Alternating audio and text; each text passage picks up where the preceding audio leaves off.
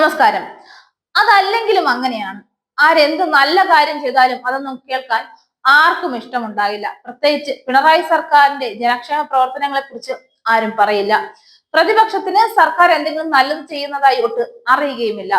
സേവനം വൈകുന്നുവെന്നും ഓഫീസുകൾ കയറി ഇറങ്ങി മടുക്കുന്നു എന്നുമുള്ള സ്ഥിരം പരാതികൾ പക്ഷേ ഇനി ഉണ്ടാകില്ല കേട്ടോ. കാരണം കേരളം സ്മാർട്ടായി എന്നത് തന്നെ. വിവിധ സർട്ടിഫിക്കറ്റുകൾക്കും മറ്റ് സേവനങ്ങൾക്കുമായി ഇനി ഗ്രാമങ്ങളിലുള്ളവർക്ക് സർക്കാർ ഓഫീസ് കയറി ഇറങ്ങണ്ട. ഉദാഹരണത്തിന്, നിലവിൽ ഒരു ബിൽഡിംഗ് പെർമിറ്റ് നൽകണമെങ്കിൽ overseer, engineer, assistant executive engineer, superintending engineer, secretary എന്നിവർ കണ്ടാണ് നൽകുന്നത്. ഇത് കെ സ്മാർട്ടിൽ 3 തട്ടുകളിൽ സേവനം ലഭ്യമാക്കും. ഇതോടെ സുതാര്യത, അഴിമതിരഹിതം, സമയബന്ധിതമായി കാര്യങ്ങൾ ചെയ്യുന്നത് എന്നിവയ്ക്ക് എളുപ്പത്തിൽ സാധിക്കും. വീട്ടിലിരുന്ന് തദ്ദേശ സ്ഥാപനങ്ങളിലെ മുഴുവൻ സേവനങ്ങളും വിരൽത്തുമ്പിൽ ലക്ഷ്യമാക്കാനുള്ള പദ്ധതി പഞ്ചായത്തുകളിലേക്കും വ്യാപിച്ചിരിക്കുകയാണ് ഇപ്പോൾ സർക്കാർ. ഇതോടെ ഉദ്യോഗസ്ഥരുടെ ജോലിഭാരം വലിയ തോതിൽ കെ സ്മാർട്ടിലൂടെ കുറയ്ക്കാനാവും. ഒപ്പം സേവനം കൃത്യസമയത്ത് ഉദ്യോഗസ്ഥർക്ക് നൽകുന്നുണ്ട് എന്ന് ഉറപ്പാക്കാനും ജോലിഭാരം കുറയുന്നതിനാൽ ജീവനക്കാർക്ക് മറ്റ് ഭരണനിർവഹണ കാര്യങ്ങളിൽ അവരുടെ കാര്യശേഷി ഉപയോഗപ്പെടുത്താനും സാധിക്കും. കോർപ്പറേഷനിലും മുനിസിപ്പാലിറ്റിയിലും നടപ്പിലാക്കിയ LDF സർക്കാരിന്റെ അഭിമാന പദ്ധതിയായ കെ സ്മാർട്ട് 2025 ജനുവരി 1 മുതൽ ത്രിതല പഞ്ചായത്തുകളിലും എത്തും.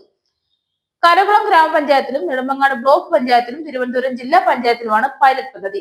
ഏപ്രിൽ 1 മുതൽ തദ്ദേശ സ്ഥാപനങ്ങളിലെല്ലാം കെ സ്മാർട്ട് നടപ്പാക്കും.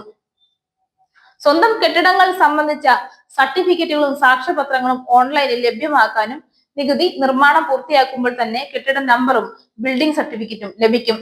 ഉടമസ്ഥതയിലുള്ള എല്ലാ കെട്ടിടങ്ങളുടെയും നികുതി ഒരുമിച്ചടയ്ക്കാം. വിവാഹ സർട്ടിഫിക്കറ്റുകൾക്ക് ഇനി പഞ്ചായത്തിൽ നേരിട്ട് എത്തേണ്ടതില്ല. പരാതി പരിഹാര സംവിധാനവും ഉണ്ട്.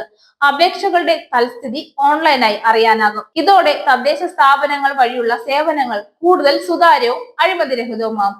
നിലവിലുള്ള 14 ഇനം സേവനങ്ങൾക്ക് പുറമെ 5 മേഖലകളിൽ കൂടി സേവനം ലഭ്യമാകുന്നുണ്ട്. ജനുവരി 1 മുതലാണ് തദ്ദേശ സ്ഥാപനങ്ങളിലെ സേവനങ്ങൾ സമയബന്ധിതമായി ഓഫീസുകളിൽ പോകാതെ പൊതുജനങ്ങൾക്ക് ലഭ്യമാക്കാൻ കെ സ്മാർട്ട് ആരംഭിച്ചത്. വിവിധ സേവനങ്ങൾക്ക് വ്യത്യസ്ത സോഫ്റ്റ്വെയറുകളെ ആശ്രയിക്കേണ്ട സാഹചര്യം മാറ്റി ഒറ്റ പ്ലാറ്റ്ഫോമിൽ സേവനങ്ങൾ ലഭ്യമാക്കുകയാണ് സർക്കാരിന്റെ ലക്ഷ്യം. സർക്കാർ ആശുപത്രികളും സ്കൂളുകളും സ്മാർട്ടായി മാറിയ സംസ്ഥാനമാണ് കേരളം. റേഷൻ കടകൾ മുതൽ വ്യാവസായിക രംഗത്ത് വരെ ഈ സേവനങ്ങൾ ലഭ്യമാണ്. നേരത്തെ തന്നെ അത്യാധുനിക സാങ്കേതിക സംവിധാനങ്ങൾ ഉപയോഗിച്ച് നിരവധി സേവനങ്ങൾ സർക്കാർ നടപ്പിലാക്കിയിട്ടുണ്ട്. മുന്നേറ്റത്തോടൊപ്പം സുതാര്യത കൂടി ഉറപ്പുവരുത്തുകയാണ് സർക്കാരിന്റെ ലക്ഷ്യം.